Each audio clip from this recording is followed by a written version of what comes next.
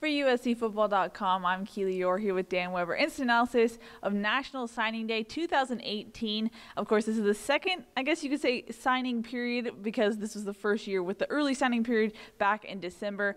But for the third year in a row, Clay Helton and company finished strong. They actually finished fourth in the 247 ranking. So a strong day, a strong finish for Clay Helton.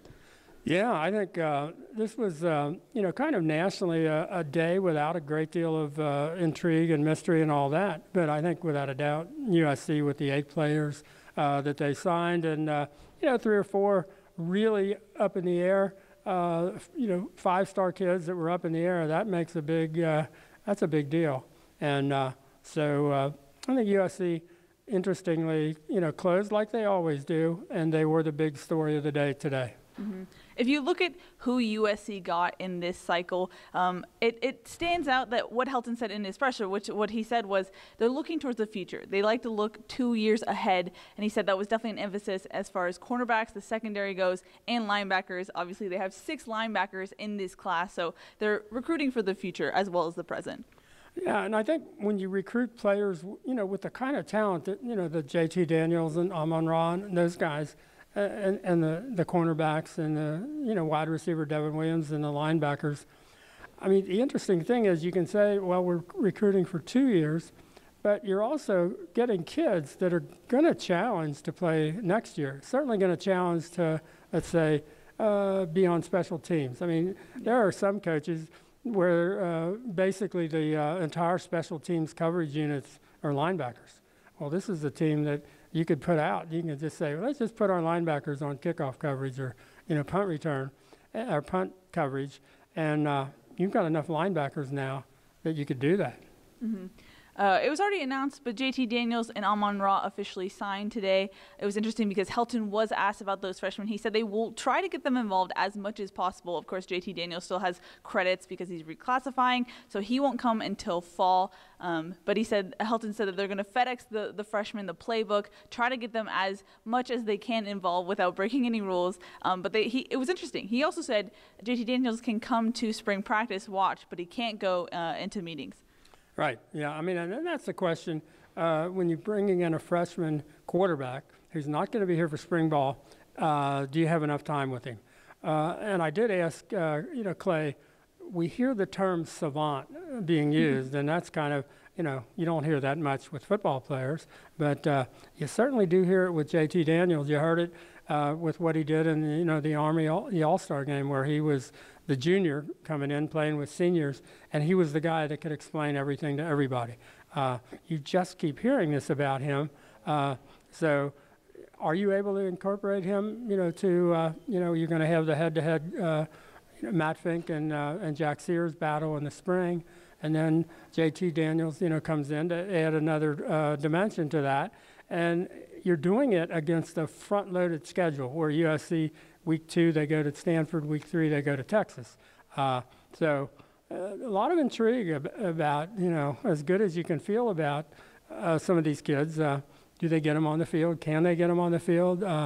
With Clancy, for example, on defense, do they have the ability to play really good athletes, but are kids that are young and kids that maybe don't have everything down perfectly, but they've got enough talent to really go out there and compete? This can be interesting. This is, for example, like at the linebacker position, there are so many more guys than USC's had in a long, long time.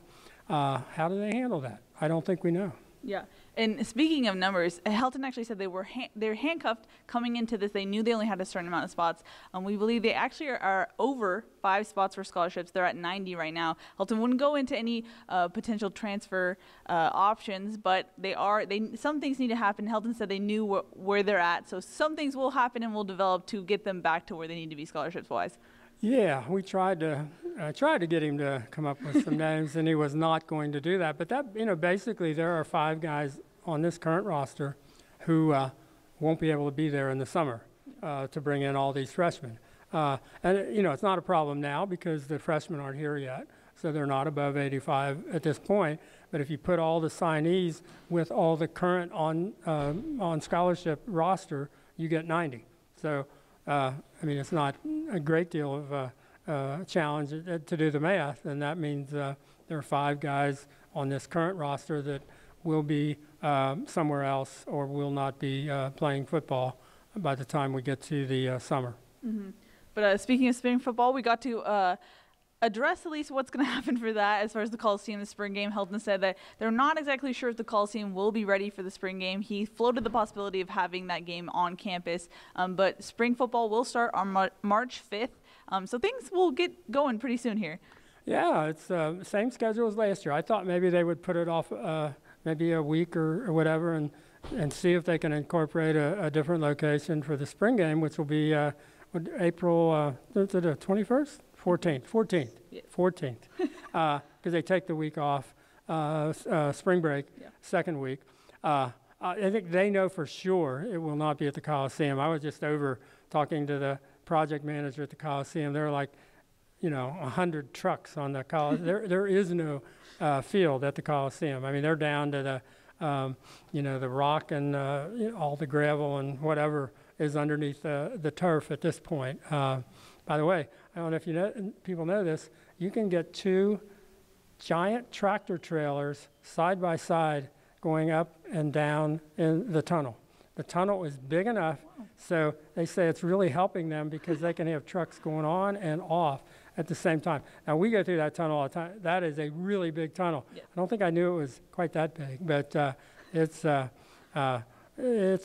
kind of amazing to watch it over there, but they're not going to have the Coliseum field ready until July. Mm-hmm. But it will be the Tuesday, Thursday, Saturday schedule that we're used to. Yes, it will. And so 5 weeks, everything the same. And they're talking about maybe they'll just do the spring game on campus. Notre Dame did that about, I guess, 2 years ago when Notre Dame was in the midst of their construction of their stadium. Or the renovation of their stadium, and they just had it on their practice field. So, I mean, teams do that every once in a while. I'm not sure. I just keep thinking if the LA Football Club, which opens at the end of April, happens to maybe get their stadium ready a little quicker than we think, you would think maybe that's not totally out of the realm of possibility, but we'll see. We'll see. Today also served as an opportunity for Helton to talk about his contract extension that was announced yesterday. The timing is definitely interesting. How much do you think that influenced recruits at all? I don't think it could hurt. I mean, I do think probably there has been some negative recruiting and mentioning of, if the coach who you like so much has only got 1 guaranteed year or whatever left, and the assistants are mostly on 1-year contracts. What do maybe you'll go there and he might not be there after a year or so. So I think that's kind of a logical thing for people to be able to say if there's even any doubt, because I think everybody that signs with USC has a really good feeling about Clay. Yeah. And that whole, faith, family, and football, I think it's absolutely true. And I think they needed to have a sense that this guy's going to be with us for our, college career. So I think there was some strategic thinking going there, that it made sense to do it yesterday when you're, just about ready to finish up a big recruiting class where so much is riding on the final day. Yeah, and Helton did talk about longevity. He said he told Lynn Swann he wants this head coaching position to be his last job. He said he hopes to be old and coaching at USC, but he also said he knows that production outlook of the seasons impacts that. So he seems to be aware that things need to, I guess, not get better because they've gone to the NY6 2 times in a row, but he's aware, he's self-aware. Yeah, I mean, he says that simply they pay us to win football games. Yeah. And I think the thing that USC fans need to see, and we've talked about it, is the 21 games are great. The Penn State game was wonderful. The win at Washington was terrific. Winning the Rose Bowl one year and the Pac-12 championship for the first time the next year was great. But you do need, if you're going to be true to what everybody says is USC's commitment, from Lynn Swann to Max Nikias to Clay, is to win national championships. And the way you show you can do that is You can stay on the field at Notre Dame. You can stay on the field with Ohio State. You got to start. I think they really need to show that they've got the physicality and the toughness and the ability to handle that very top line of challenges. And we haven't seen that quite yet. We saw it. Washington probably not quite there. I thought that was the best they've done in terms of going in there and winning that game and being physically superior.